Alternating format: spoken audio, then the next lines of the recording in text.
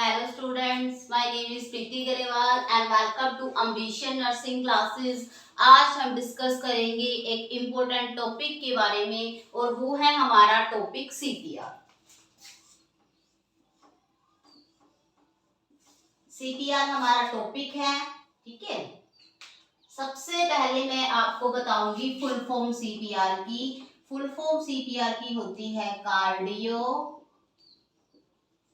Pulmonary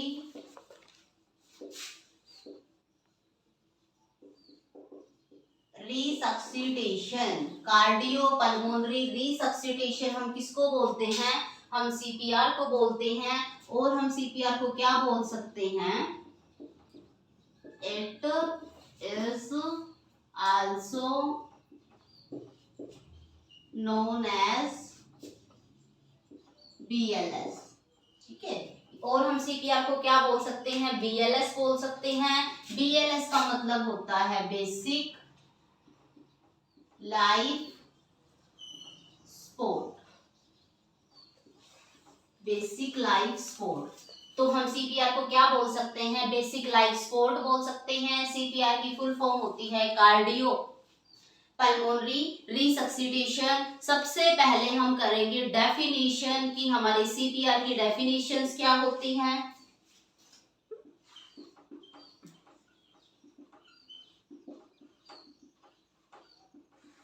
सबसे पहले हम क्या करेंगे? CPR की डेफिनेशन करेंगे। डेफिनेशंस क्या होती है? It is providing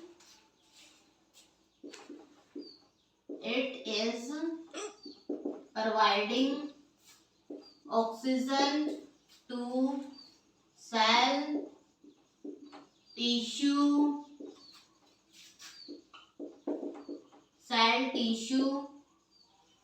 vital organs, ठीक है। ऑक्सीजन प्रोवाइड करना सेल को, टिश्यू को, वाइटल ऑर्गन्स को until health arrive,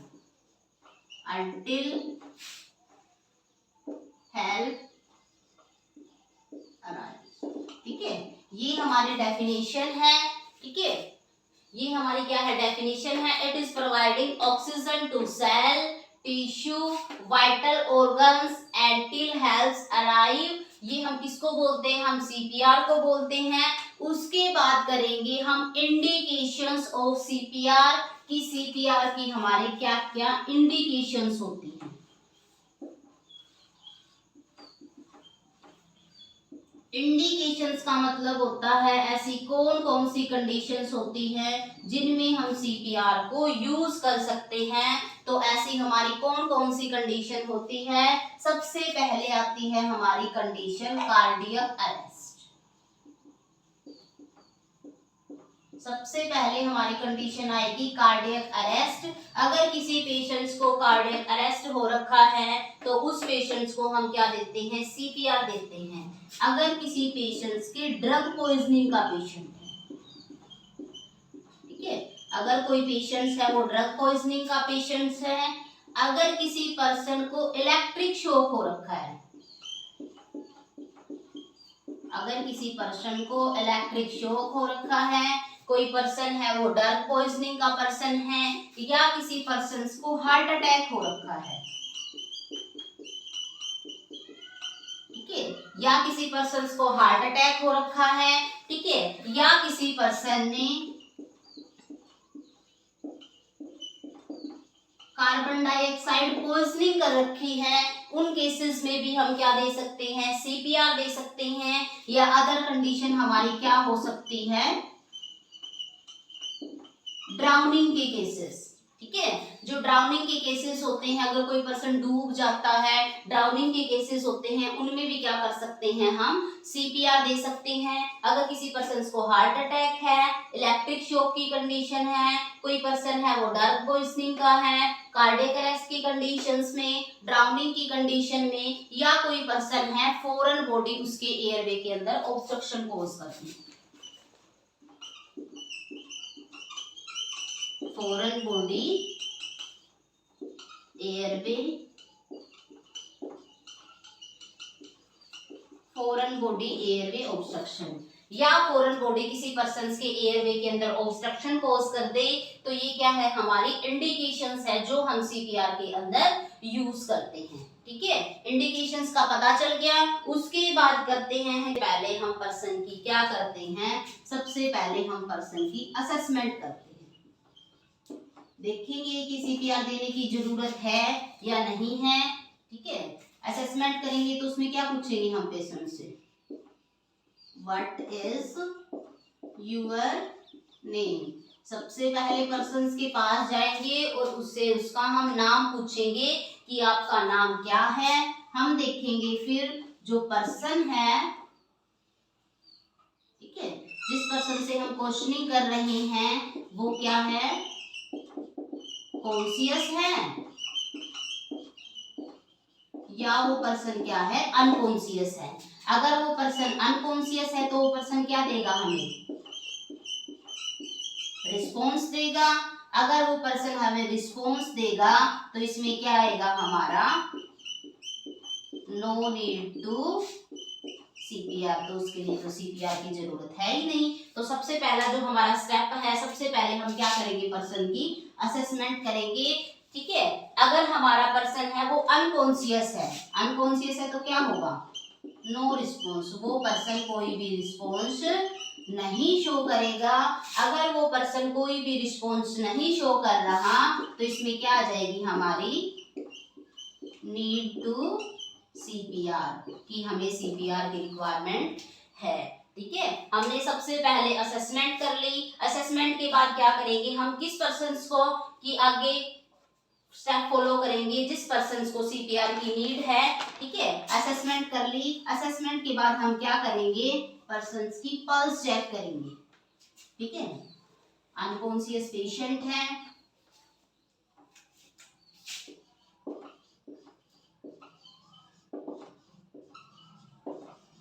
unconscious patient है, हम क्या करेंगे, उसकी चेक कैरोटिड पल्स। पर्सन की हम क्या करेंगे, कैरोटिड पल्स को चेक करेंगे। अगर कैरोटिड पल्स प्रेजेंट है, ठीक है, अगर जो पल्स है वो प्रेजेंट है, पर्सन के अंदर फील हो रही है, हमें प्रेजेंट है, तो इसमें क्या आ जाएगा हमारा, no need to CPR. CPR की कोई जरूरत नहीं है। अगर जो पल्स है वो एब्सेंट है, ठीक है, तो क्या आएगा हमारा, नीड टू सीपीआर। तो हमें सीपीआर की क्या है, जरूरत है। अनकॉन्शियस पेशेंट था, हमने उसकी कैरोटिड पल्स को चेक किया। जब हमने कैरोटिड पल्स को चेक किया, अगर उसकी पल्स प्रेजेंट है, प्रेजेंट का मतलब वो हमें फील हो रही है। ठीक है, हमें फील हो रही है, इसका मतलब क्या है, उसे सीपीआर की जरूरत नहीं है। अगर पल्स हमें फील नहीं हो रही है तो हम पर्सन को फर्दर क्या देंगे, सीपीआर देंगे। तो आगे हम स्टेप कंटिन्यू करते हैं। Pulse is carotid pulse is absent. ये फ्लो चार्ट है, आपको बनाना है। ठीक है, carotid pulse is absent. Carotid pulse है वो एब्सेंट है। कैरोटिड पल्स एब्सेंट है तो हम क्या देंगे, to give chest compression, to give chest compression to the patient. Patient को हम चेस्ट कंप्रेशन देंगे।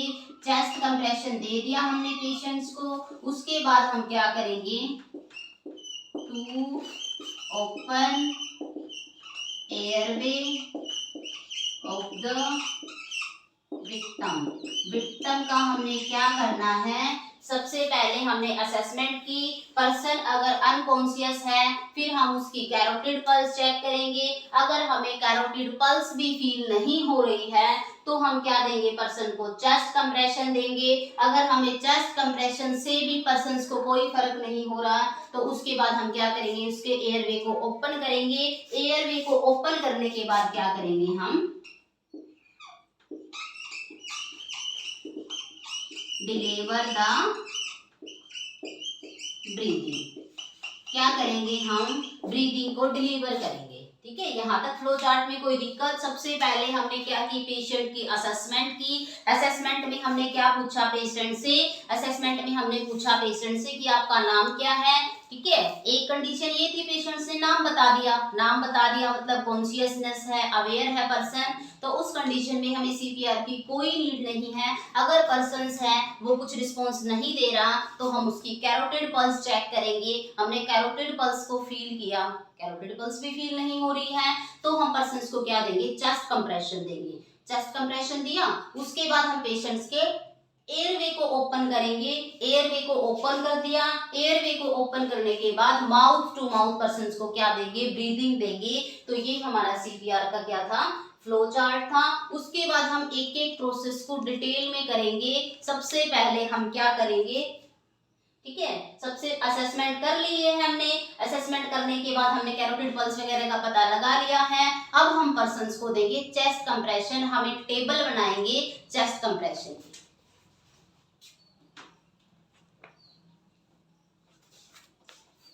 ठीक है, अब हम देंगे पर्सन्स को, हमने असेसमेंट भी कर ली है, हमने कैरोटिड पल्स भी चेक कर ली है। अब हम क्या देंगे पर्सन्स को, चेस्ट। इसको थोड़ा ऊपर लिख लेते हैं, टेबल थोड़ी हमारी बड़ी है। ठीक है,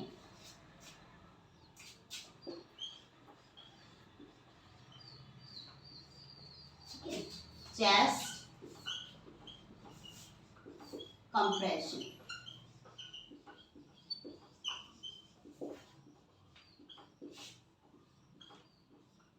चेस्ट कंप्रेशन। ठीक है, पर्सन को हम चेस्ट कंप्रेशन देंगे।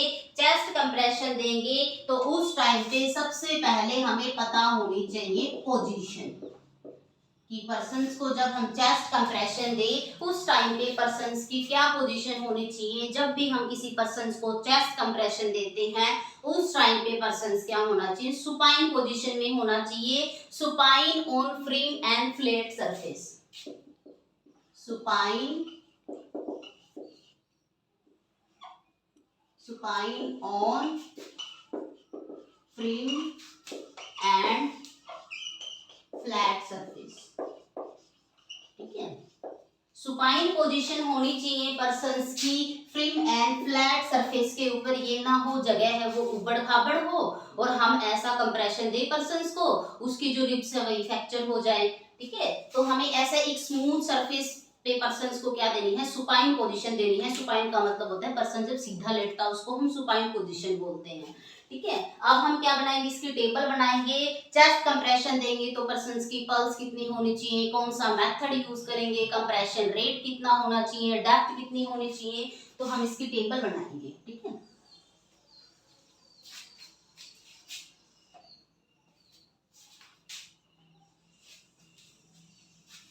उम्मीद करती हूँ दिख रहा होगा आपको, वैसे मैं साथ साथ बोल भी रही हूँ। सबसे पहले हम करेंगे सीरियल नंबर।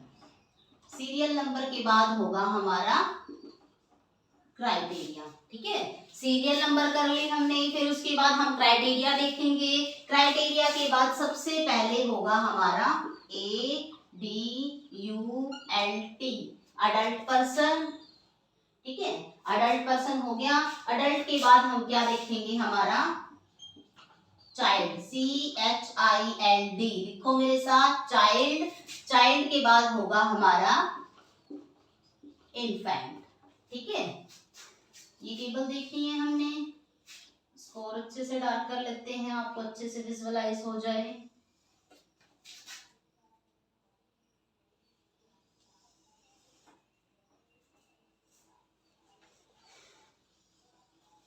ठीक है, आप भी मेरे साथ ये टेबल बनाओ। कहीं से भी कोई दिक्कत है पूछो मुझसे आप। ठीक है, ये हमने टेबल बना ली है। टेबल में सबसे पहले हम क्या करेंगे, पेशेंट्स की टेबल में सबसे पहले हम पेशेंट्स का जो क्राइटेरिया है, क्राइटेरिया में सबसे पहले हम पेशेंट्स की पल्स चेक करेंगे। तो सीरियल नंबर हो गया हमारा 1। फर्स्ट नंबर पे हम क्या चेक करेंगे, पर्सन की PULSE, लिखो मेरे साथ, पल्स चेक करेंगे हम। पल्स चेक करेंगे, कितनी देर तक करेंगे, 5 to 10 सेकंड तक हम पर्सन की पल्स चेक करेंगे, ठीक है। 5 to 10 सेकंड तक हम क्या करेंगे, पर्सन की पल्स चेक करेंगे। अगर कोई अडल्ट पर्सन है तो उसमें हम कौन सी पल्स चेक करेंगे, उसमें हम क्या चेक करेंगे, कैरोटिड पल्स चेक करेंगे, ठीक है। अगर कोई चाइल्ड है तो उसमें क्या चेक करेंगे, हम कैरोटिड पल्स भी चेक करेंगे। अगर हमें कैरोटिड फील नहीं हो रही है, सबसे पहले हम कैरोटिड चेक करेंगे। अगर हमें कैरोटिड फील नहीं हो रही है तो हम कौन सी चेक करेंगे, फीमोरल चेक करेंगे, ठीक है। पल्स है दोनों। उसके बाद है इन्फेंट। इन्फेंट के अंदर हम कौन कौन सी पल्स चेक करेंगे, इन्फेंट के अंदर हम सबसे पहले जो पल्स चेक करेंगे उस पल्स को हम बोलते हैं ब्रेकियल पल्स। देखा होगा जब भी कोई पर्सन बीपी चेक करवाता है तो साइथोस्कोप को हम यहाँ पे रखते हैं, तो यहाँ पे हमारी कौन सी पल्स है, यहाँ पे हमारी जो पल्स है वो है हमारी ब्रेकियल पल्स, BRACHAL, ब्रेकियल, ठीक है। और अगर ब्रेकियल फील नहीं हो रही तो हम फीमोरल फील कर सकते हैं, ठीक है। तो ब्रेकियल पल्स चेक करेंगे एंड फीमोरल पल्स चेक करेंगे। सबसे पहले था हमारा पल्स, समझ आ गया होगा। सेकंड बात करते हैं हम मेथड की, ठीक है। तो सीरियल नंबर हो गया हमारा सेकंड, ठीक है। क्राइटेरिया में हो गया हमारा क्या, MET, ठीक है। क्राइटेरिया में हमारा क्या हो गया, मेथड हो गया, ठीक है। मेथड पहले पल्स, फिर उसके बाद हम मेथड। मेथड में क्या करेंगे हम, मेथड में इसमें हम क्या यूज करेंगे, 2 हैंड्स। इसमें क्या करेंगे हम, 1 हैंड, ठीक है। इसमें क्या यूज करेंगे हम, 2 थंब या 2 फिंगर, ठीक है। इसमें क्या यूज करेंगे हम, 2 थंब यूज कर सकते हैं, 2 फिंगर यूज कर सकते हैं। थर्ड नंबर होगा हमारा कंप्रेशन रेट, ठीक है। तो सीरियल नंबर हो गया हमारा थर्ड, ठीक है। और क्या हो गया हमारा, कंप्रेशन रेट, ठीक है। थर्ड नंबर क्या हो गया हमारा, हो गया कंप्रेशन रेट। कंप्रेशन रेट है मोस्ट ऑफ तीनों के अंदर हमारा सेम आएगा। सेम कितना आ जाएगा हमारा, 100 to 120 बीट पर मिनट, ठीक है। यहाँ पे भी सेम आ जाएगा 100 to 120 बीट पर मिनट, और यहाँ पे भी हमारा 100 to 120 बीट पर मिनट, ठीक है। कंप्रेशन रेट हो गया। कंप्रेशन रेट की बात करेंगे हम डेप्थ की बात, कि हम कितने डेप्थ लगा के हम क्या देंगे, पर्सन्स को कंप्रेशन देंगे। तो अगला हमारा फोर्थ पॉइंट होगा, जो सीरियल नंबर 4 हो गया हमारा, और इसको हम बोल सकते हैं कंप्रेशन डेप्थ। कितना गहराई में हम लेके जाएंगे हैंड्स को, ठीक है। कंप्रेशन डेप्थ में हमारा अडल्ट के अंदर भी 2 इंच, चाइल्ड के अंदर भी 2 इंच, और इन्फेंट के अंदर आएगा 1.5 इंच, ठीक है। तो सबसे पहले हम अडल्ट के अंदर देखते हैं। अडल्ट के अंदर होगा हमारा 2 इंच, चाइल्ड के अंदर हमारा 2 इंच, इन्फेंट के अंदर हमारा 1.5 इंच। उम्मीद करती हूँ यहाँ तक आपको कोई डाउट नहीं होगा। कंप्रेशन डेप्थ होगी, उसके बाद होगा हमारा कंप्रेशन लैंडमार्क्स। सीरियल नंबर 5 डालेंगे, ठीक है।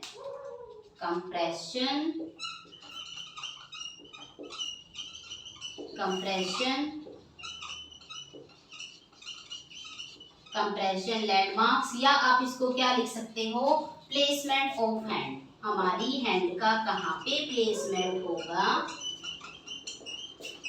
ठीक है। अगर नीचे का ना दिखे तो बोल रही हूँ मैं साथ साथ, प्लेसमेंट ऑफ द हैंड या कंप्रेशन लैंडमार्क्स, ठीक है। कंप्रेशन लैंडमार्क्स में क्या होगा हमारा, अडल्ट और चाइल्ड के अंदर हमारा सेम होगा, सिर्फ इन्फेंट के अंदर हमारा डिफरेंट होगा। तो पहले हम इन्फेंट को लिख लेते हैं, just below the nipple line. Nipple line के जस्ट बिलो हम क्या देंगे, इन्फेंट को कंप्रेशन देंगे, ठीक है। Just below the nipple line, ठीक है। Just below the nipple line क्या देंगे हम, चाइल्ड को, सॉरी इन्फेंट को हम कंप्रेशन देंगे। उसके बाद बात करते हैं हम अडल्ट और चाइल्ड की, दोनों में सेम होता है, तो अडल्ट में हम और चाइल्ड में हम कहाँ देंगे, lower half of the sternum. सबसे पहले हम क्या लिखेंगे, लोअर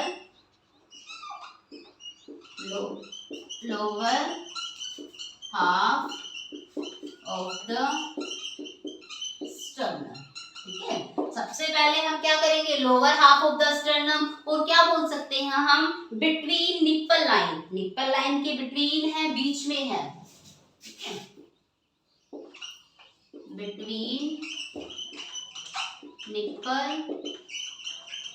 लाइन, ठीक है। साथ साथ मैं आपको बता भी रही हूँ, lower half of the sternum, between nipple line, या हम क्या बोल सकते हैं, सेंटर या मिडल ऑफ द चेस्ट, ठीक है, सेंटर या मिडल ऑफ द चेस्ट। अभी मैं दोबारा से रिवाइज करवाऊंगी, किसी ने भी कुछ भी नहीं लिखा हो तो चेस्ट कंप्रेशन में सबसे पहले हम पोजीशन देंगे, सुपाइन पोजीशन देंगे फ्रीम या फ्लैट सरफेस के ऊपर। उसके बाद हमने टेबल बनाई है, क्या क्या क्राइटेरिया होता है हमारा। सबसे पहले हम पर्सन की पल्स चेक करेंगे। जब हम पर्सन की पल्स चेक करते हैं तो 5 to 10 सेकंड तक हम पल्स चेक करेंगे।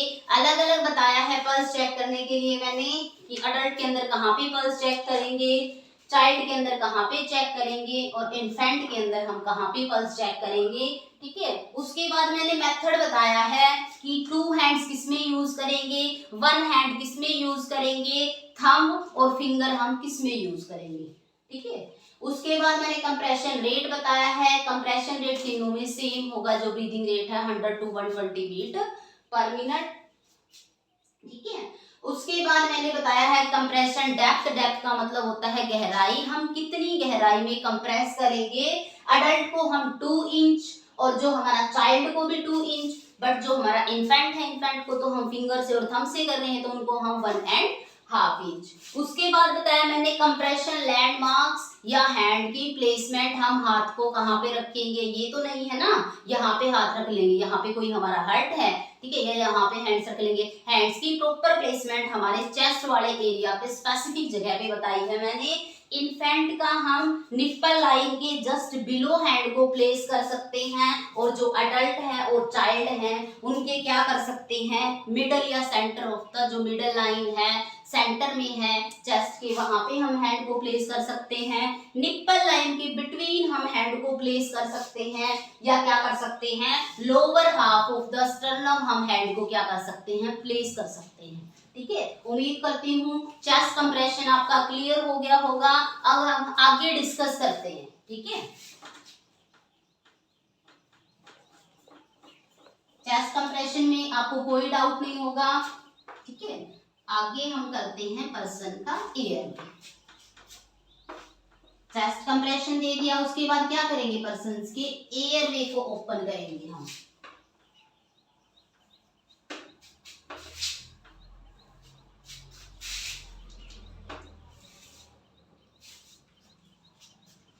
क्या करेंगे पर्सन का हम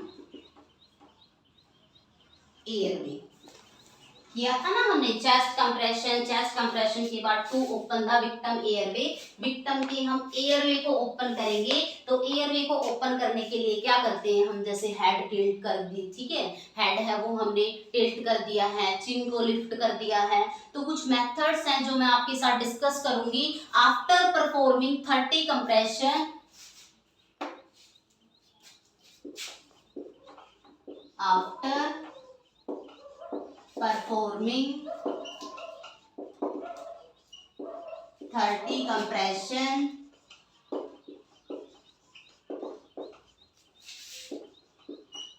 to open the airway of the patient, ठीक है।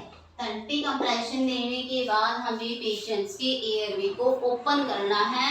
एयरवे को ओपन करने के लिए हम डिफरेंट डिफरेंट मेथड यूज करते हैं। सबसे पहले है हमारा head tilt and chin lift. ठीक है, सबसे पहले हमारा क्या होगा, head tilt and chin lift. ठीक है, सबसे पहले है हमारा head tilt and chin lift manoeuvre.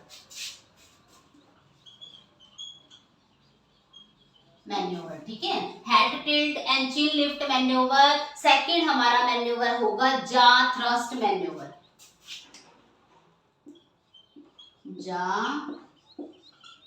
Thrust manoeuvre. ठीक है, सेकंड होगा हमारा जा थ्रस्ट मैन्यूवर। जा थ्रस्ट मैन्यूवर हम किस में यूज करते हैं, in case patient is head and spinal injury. अगर किसी केस में पेशेंट्स की हेड इंजरी हो रखी है या स्पाइनल इंजरी हो रखी है, उन कंडीशन में हम जा थ्रस्ट मैन्यूवर यूज करते हैं। आपको दिख रहा होगा JAWTHRUST, जा थ्रस्ट मैन्यूवर। ठीक है, उसके बाद अगला जो है हमारा वो है हमारा गुडल एयरवे। ठीक है, अगला है हमारा वो क्या है हमारा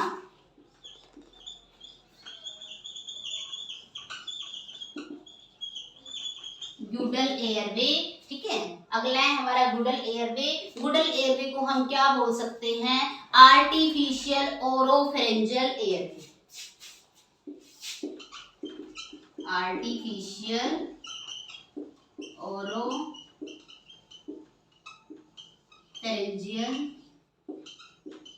एयरवे। ठीक है, इसको हम क्या बोल सकते हैं, आर्टिफिशियल ओरोफेरेंजियल एयरवे। ठीक है, तो एयरवे के हमने क्या किया, 30 कंप्रेशंस के बाद हम पेशेंट्स की एयरवे को ओपन करेंगे।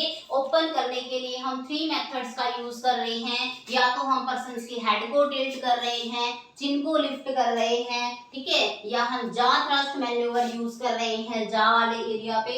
ठीक है, या गुडल एयरवे, ये हमारा एक आर्टिफिशियल मेथड होता है जिससे हम पर्सन्स के एयरवे को ओपन कर सकते हैं। तो ये हमारा था airway.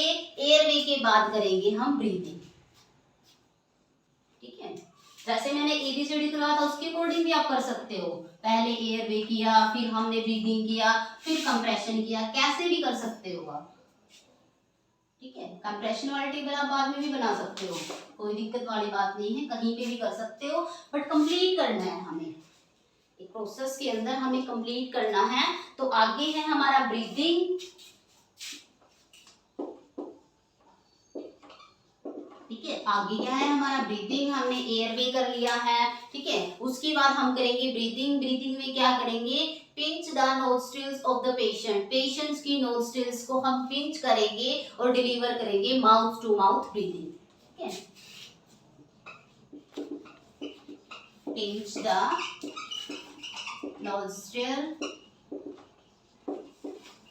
of the patient and provide mouth to mouth compression।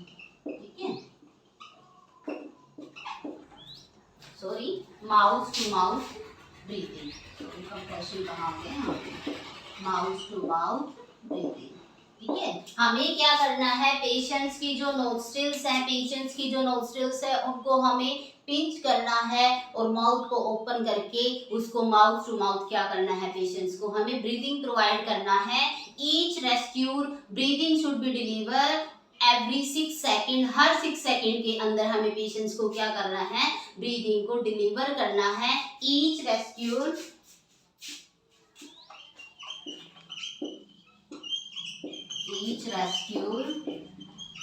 breathing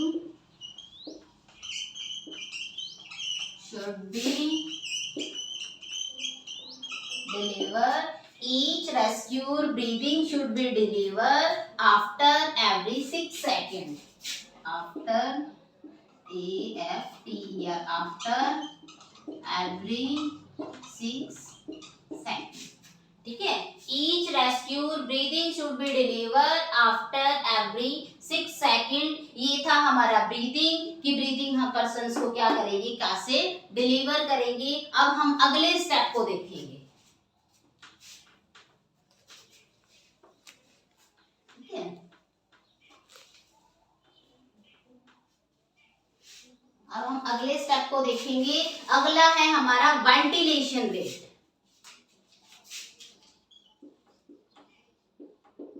ventilation rate, ठीक है। अगला है हमारा वेंटिलेशन रेट। वेंटिलेशन रेट में हम क्या करेंगे,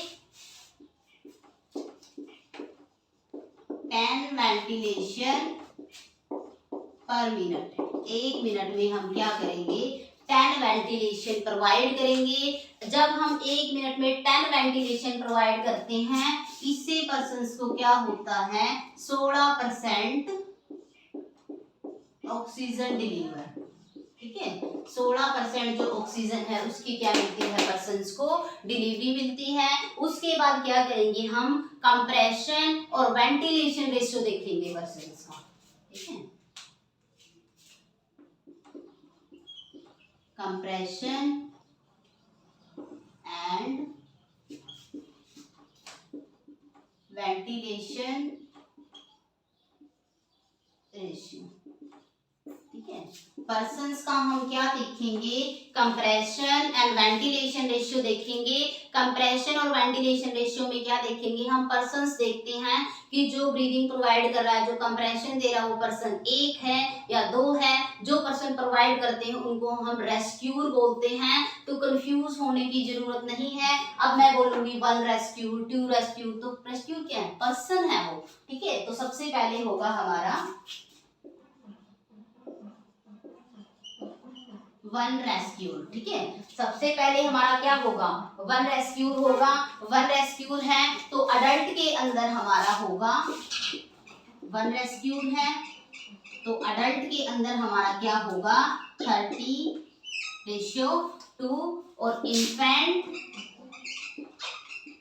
और चाइल्ड के अंदर हमारा क्या हो सकता है, अडल्ट के अंदर हमारा ये हो गया है। ठीक है, उसके बाद हमारा जो अडल्ट है 30:2 है, और इन्फेंट और चाइल्ड के अंदर भी हमारा सेम ही होगा, 30:2।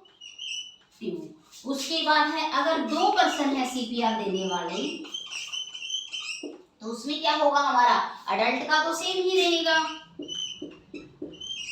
और इन्फेंट और चाइल्ड के अंदर हो जाएगा 15:2। ठीक है, ये था हमारा कंप्रेशन एंड वेंटिलेशन रेशियो। ठीक है, उसके बाद हम एक इंपॉर्टेंट नोट लिखते हैं। नोट क्या है, position of each rescuer should be change after every 5 CPR cycle या 2 मिनट। 2 मिनट के बाद या 5 सीपीआर साइकिल के बाद हमें रेस्क्यूर की पोजीशन चेंज कर देनी चाहिए। ठीक है, तो हम ये इंपॉर्टेंट नोट लिखते हैं, मैं आपको लिखवाती हूँ।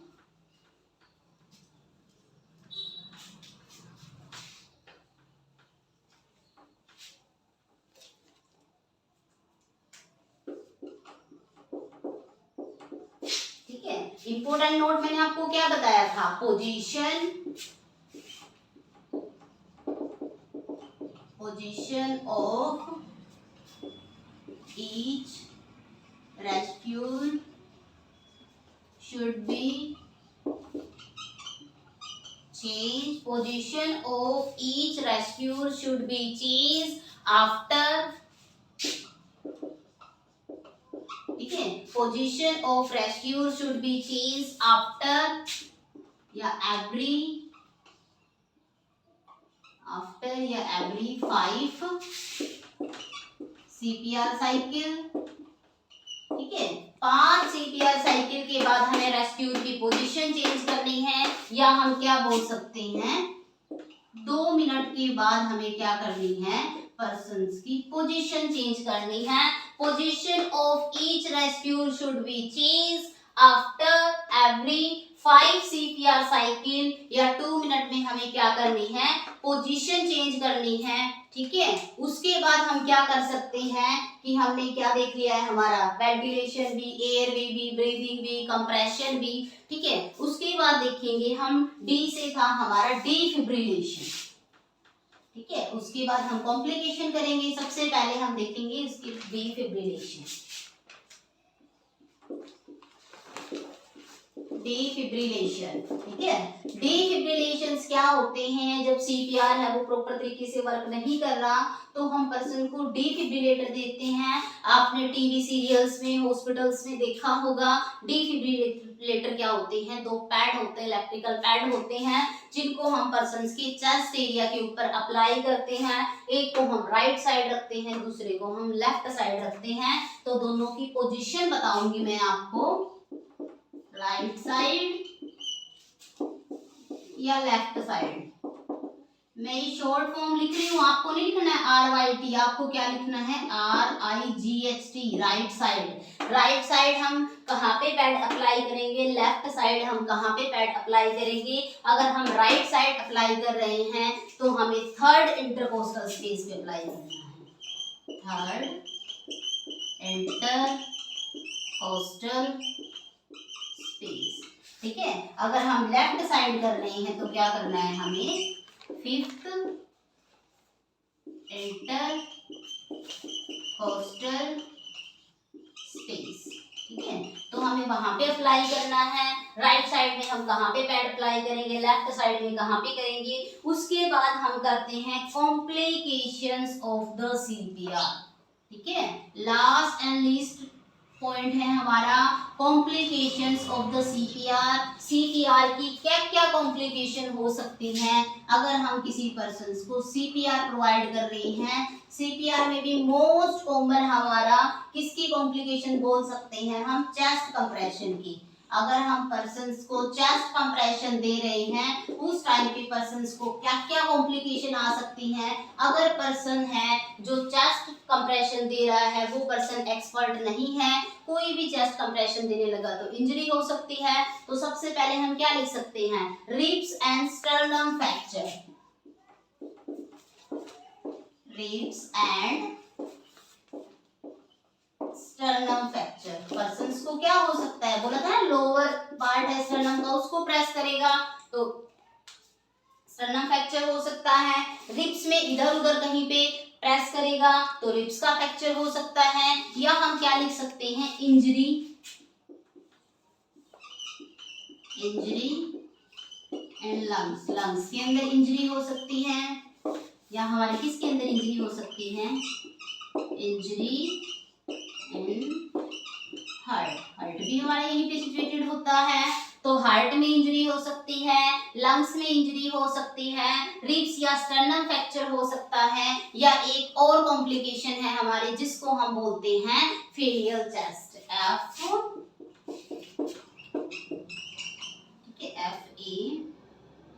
FAFIA, फेलियल chest. ठीक है, या हम क्या बोल सकते हैं, फेलियल चेस्ट। फेलियल चेस्ट हम कैसे भी लिख सकते हैं, FLAIL, फेलियल। ठीक है, फेलियल चेस्ट है पर्सन्स को, FLAIL, फेलियल चेस्ट। ठीक है, फेलियल चेस्ट क्या होता है हमारे, एक टाइप का क्या होता है हमारे opposite pattern of respiration, opposite pattern of respiration. Respiration का एक अपोजिट पैटर्न होता है जिसे हम क्या बोल सकते हैं, जिसे हम फेलियल चेस्ट बोलते हैं। या हम क्या बोल सकते हैं इसको, ठीक है, ऊपर लिख देती हूँ इसको, क्या होता है ये हमारा, ठीक है, या हम इसको क्या बोल सकते हैं, फेलियल चेस्ट। ठीक है, फेलियल चेस्ट को हम क्या बोल सकते हैं, मल्टीपल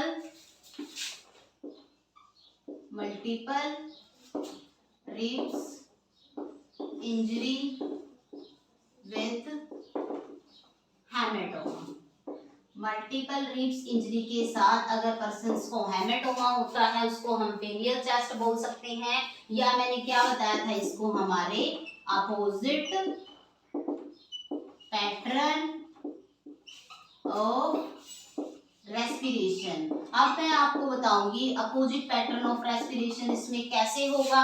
जब हमारा रेस्पिरेशन होता है तो वो दो टाइप से होता है, एक हम गैसेस को इनहेल करते हैं और एक हम गैसेस को एक्सहेल करते हैं। ठीक है, इनहेल का मतलब गैसेस को अंदर लेना, एक्सहेल का मतलब गैसेस का बाहर निकालना। जब हम क्या करते हैं गैसेस का इनहेल कर रहे हैं, सबसे पहले हमारा इनहेल, जब हम गैसेस का इनहेल कर रहे हैं तो inward movement of the chest wall, तो क्या होगा उसमें हमारा इनवर्ड मूवमेंट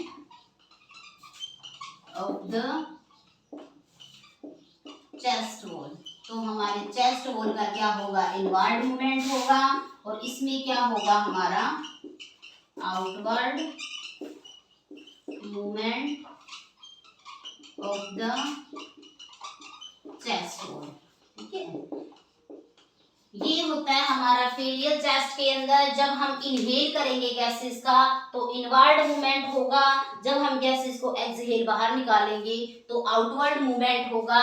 तो ये क्या है हमारे अपोजिट पैटर्न ऑफ रेस्पिरेशन है, क्योंकि नॉर्मल कंडीशन में ऐसा नहीं होता है। जब भी हम गैसेस को इनहेल कर रहे हैं, अंदर ले रहे हैं, तो आउटवर्ड मूवमेंट होता है, जब हम गैसेस को बाहर निकालते हैं तो हमारा इनवर्ड मूवमेंट होता है। ठीक है, देखा होगा ना किसी बैलून में हवा भर देते हैं तो उसका साइज बढ़ जाता है, हवा निकाल देते हैं तो क्या होता है उसका साइज कम हो जाता है। ठीक है, तो ये थोड़ा अपोजिट हो रहा है, तो इसीलिए हम इसको बोला है अपोजिट पैटर्न ऑफ रेस्पिरेशन। ये थी हमारी कॉम्प्लिकेशंस सीपीआर की। सीपीआर में भी देखें तो मोस्ट कॉमन चेस्ट कंप्रेशन की वजह से ये कॉम्प्लिकेशन हो रही है। क्या क्या बताया था मैंने, रिब्स इंजरी हो रही है, लंग्स के अंदर इंजरी हो रही है किसी पेशेंट्स को, हार्ट के अंदर इंजरी हो रही है, या क्या हो रहा था पर्सन्स को FLAIL फेलियर चेस्ट हो रहा था, मल्टीपल रिब्स इंजरी, बहुत सारी रिब्स के अंदर इंजरी हो गई है, और उसके साथ एक ब्लड का क्लोट भी बन गया है, हेमेटोमा भी हो गया है, तो उसकी वजह से पर्सन्स की क्या होगा रेस्पिरेशंस में क्या होगी प्रॉब्लम होगी। ठीक है, तो ये थे हमारे कॉम्प्लिकेशंस। तो आज हमने किया सीपीआर। सीपीआर के अंदर क्या क्या प्रोसेस होते हैं, एयरवे मेंटेन करेंगे, फिर ब्रीदिंग के बाद चेस्ट कंप्रेशन देंगे। ठीक है, ब्रीदिंग है, ब्रीदिंग मेंटेन करेंगे, चेस्ट कंप्रेशन, डिफिब्रिलेशन। ठीक है, तो ये हमारे स्टेप थे सीपीआर के क्या क्या हैं, एक एक करके मैंने डिस्कस किया है। ये मत सोचना पहले हमने चेस्ट कंप्रेशन कर लिया फिर हम एयरवे करें फिर ब्रीदिंग, ऐसे कुछ नहीं होता है। सारे पॉइंट्स को हमने क्या करना है कवर करना है, कैसे भी कर सकते हो बट करना आपको कंप्लीट है। चेस्ट कंप्रेशन के अंदर भी टेबल बनानी है, एयरवे भी देखना है कि पेशेंट्स के एयरवे को ओपन करने के लिए हम कौन कौन से मेथड्स का यूज कर रहे हैं। ठीक है, चेस्ट कंप्रेशन कैसे कर रहे हैं, डिफिब्रिलेशन कैसे कर रहे हैं हम। ठीक है, उसके बाद हमने कॉम्प्लिकेशंस देखी हैं कि सीपीआर की क्या क्या कॉम्प्लिकेशंस होती हैं। उम्मीद करती हूँ आपके टॉपिक समझ आया होगा and thank you so much students.